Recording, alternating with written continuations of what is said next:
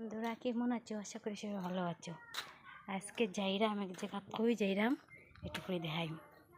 টা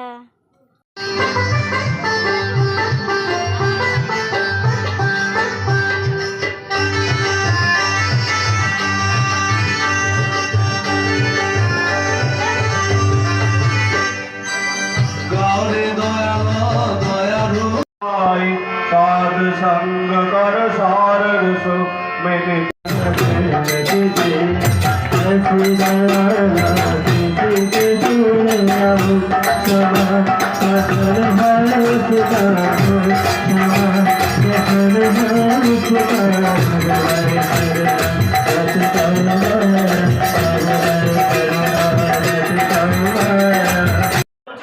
শারীরিক সদাচার।